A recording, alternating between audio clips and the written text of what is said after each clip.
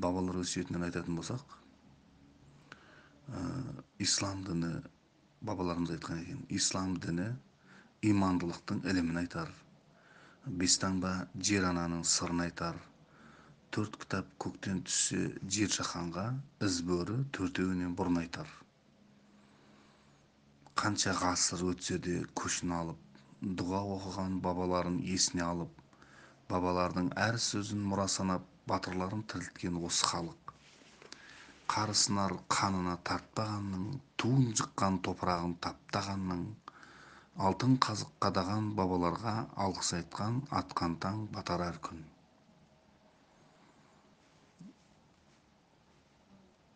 Тау өлмейді, жел құртады, ер өлмейді, түсінбеген ел құртады.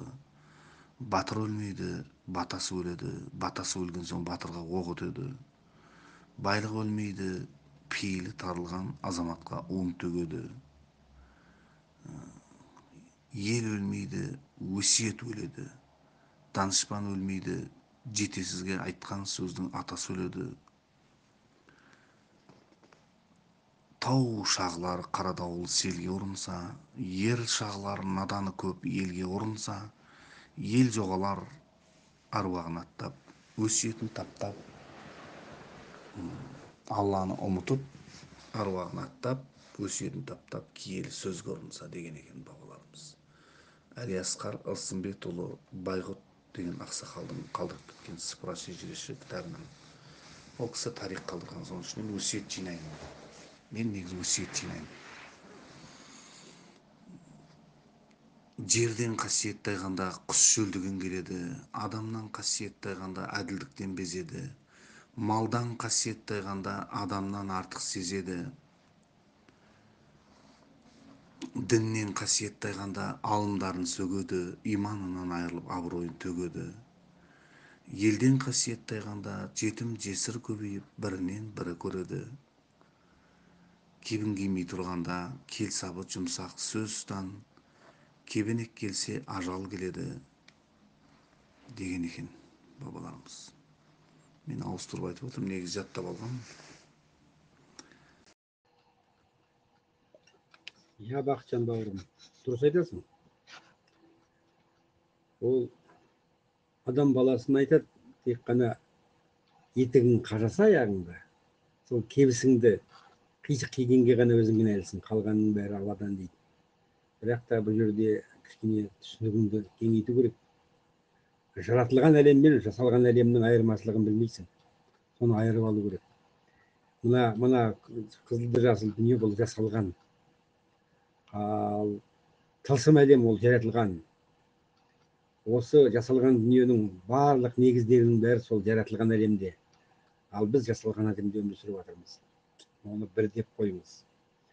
Сондықтан дағы мысал үшін адам ата жаратылған, ал кісі жер бетінде жасалған. Және сол адамның баласының туына жасаушы ретінде Алла және жаңағы баланың әкесі мен шешесі қатысады. Ал айтады, біз сендерді үш қараңғылықта жасадық дейді ғой. Сонда сол жаңағы жатырда жатқан баланың өсіп өнуіне тікелей анасы қатынасады. Сондықтан да бұл жерде кішкене қателігім бар түсінігімнің ішінде.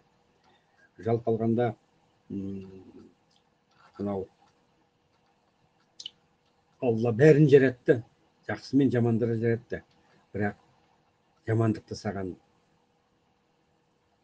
жаңағындай істетіп отырған Алла емес. Сондағы бұл жерде дүниенің бәрін Аллаға жауып, ол ең пассивный адамның несі да. Алла айтады, жер бетінде болатын апаттар, нелердің зілзаланың барлығы сендердің қол істегендеріңнің қайтарым ретінде болады дейді ғой. Көрдің ба? Значит, бұл жерде жақсы мен жаманды айыра білу керек. Жер бетіне адам баласын сол жақсы мен жаманды айыра біліп, сол жамандықтан жеріп, жақсылыққа жармасып, қайтадан жұмаққа қайтып кету үшін жіберген. Сондықтан бұл жерде жалпы түсінігің дұрыс, ал бірақ та әр нәрсенің атын өз орнына қойып үйрен бауырым. Өйткені жаратылған әлем, жасалған әлем деген айырмашылық өте үлкен. Түсіндіңіз бе? Мына космос, жер, көк, оның үстіндегі барлығы бұлар тек жасалған әдем, уақытша ғана жасалған.